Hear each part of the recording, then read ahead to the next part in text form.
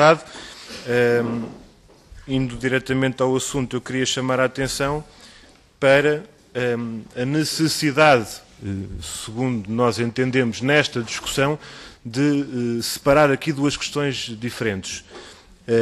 Uma questão é o cumprimento, o incumprimento da legislação em vigor, outra questão é a salvaguarda ou não do interesse público e a boa ou má gestão dos recursos, sendo que a primeira questão pode estar resolvida ou não, numa determinada situação qualquer, a primeira pode até estar resolvida e a segunda não está. Neste caso, nós não temos nenhuma delas. E, portanto, o que desencadeou toda esta controvérsia foi a recusa do Tribunal de Contas em conceder o visto prévio aos contratos que foram submetidos ao Tribunal para as subconcessões em causa. Penso que houve um contrato que foi adiado ou anulado e outro que ainda aguarda a decisão do Tribunal de Contas. Os outros 5 tiveram o destino que sabemos e o Tribunal de Contas tomou essa decisão por considerar que há incumprimento de normas legais. E isso só por si, Sr. Ministro, é uma situação verdadeiramente confrangedora. Ainda para mais, quando isso sucede em todos os contratos submetidos ao Tribunal de Contas e com a agravante da circunstância extraordinária de assistirmos ao Sr. Presidente das Estados de Portugal a ter declarações públicas, ou mesmo até em alegações ao Tribunal, e na sua exposição e nas suas respostas, basicamente a afirmar que só estamos a cumprir ordens. E como só estamos a cumprir ordens, fazemos isto assim. Ora bem, isto vem ao encontro do tal problema de fundo que nós temos vindo a suscitar ao longo dos anos, desde que a questão surgiu ao Parlamento, salvo erro em 2007, com o tal modelo de gestão que foi definido pelo Governo PS na anterior legislatura.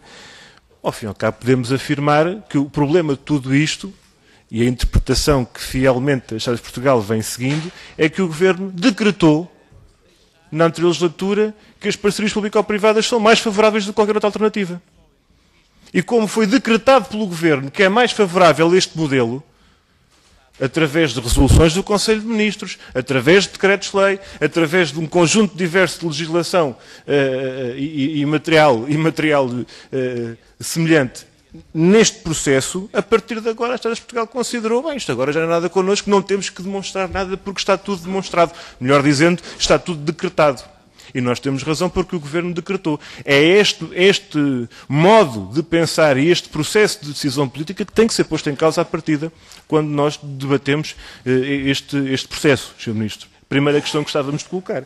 Aliás, quando o Sr. Presidente das Estradas de Portugal vem dizer que houve uma alteração de circunstâncias entre a primeira fase do lançamento dos concursos e a fase das negociações e o resultado final na tal Best and Final Offer, que é o tal BAF que não cheira muito bem para muita gente, esta alteração de circunstâncias, segundo o Sr. Presidente dos Estados de Portugal, e que consubstancia, digamos assim, a base do argumentário do Governo e das Estados de Portugal, a verdade é que aumenta o valor atualizado líquido das subconcessões, diminui o endividamento bancário associado à operação imputável, digamos assim, às subconcessionárias, aumenta o encargo direto para as Estradas de Portugal em custos de financiamento e não só, diminui eventualmente até os custos relacionados com a própria construção.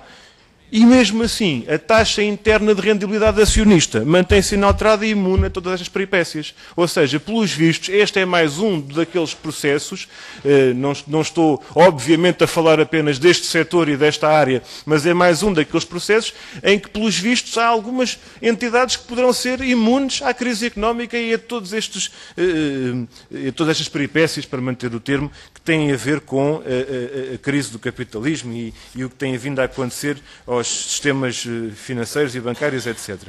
E, portanto, é preciso saber quem é que paga a fatura destas tais alterações de circunstâncias do ponto de vista do mercado financeiro. Mas, Sr. Ministro, o Presidente das Estradas de Portugal veio dizer mais. E veio dizer algo de muito significativo.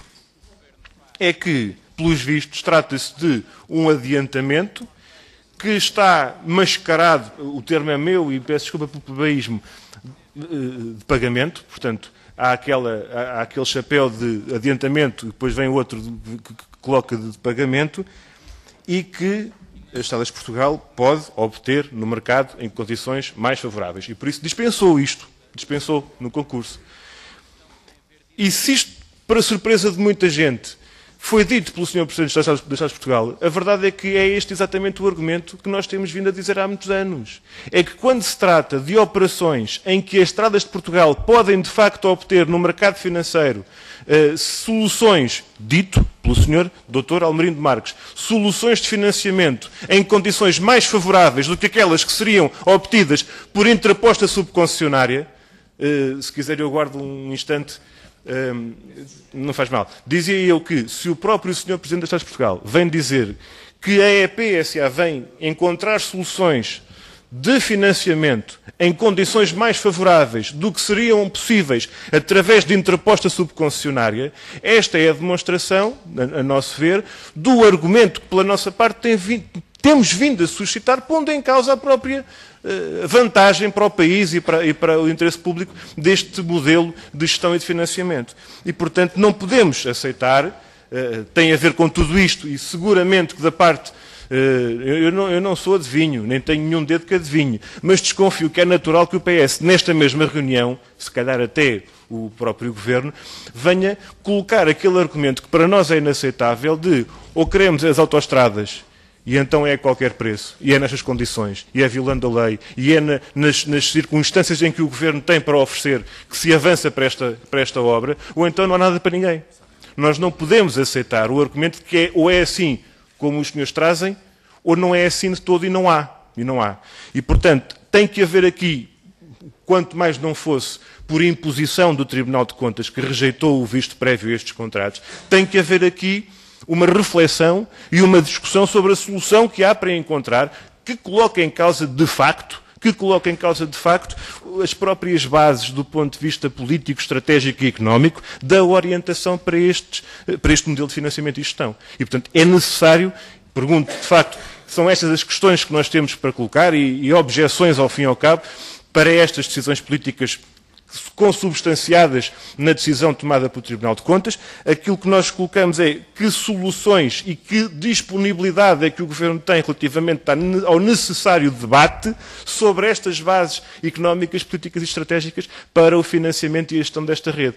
Neste preciso momento, antes do Sr. Presidente me ter dado a palavra, eu entreguei na mesa uma proposta para que seja ouvida. Aliás, tal como tínhamos colocado já há vários dias no plenário, quando esta questão veio à ordem do dia, nós tínhamos suscitado esta ideia, apresentámos agora uma proposta para que seja considerada a audição do Sr. Presidente das Estradas de Portugal e que se possa convidar o Sr. Porque é nesse âmbito e nesses termos que pode ser feita a comunicação, convidando-se o Sr. Presidente do Tribunal de Contas para que possamos apreciar a avaliação que tem vindo a ser feita sobre estes contratos de subconcessão, mas também um trabalho que já vem de trás, e eu quero aqui recordar, e já lá iremos na segunda ronda, se houver tempo para isso, sobre o próprio modelo e a própria avaliação que o Tribunal tem feito sobre a gestão das parcerias público-privadas e as concessões rodoviárias. Portanto, este é um debate que provavelmente, nesta legislatura, estará agora a começar. Muito obrigado, Sr. Presidente.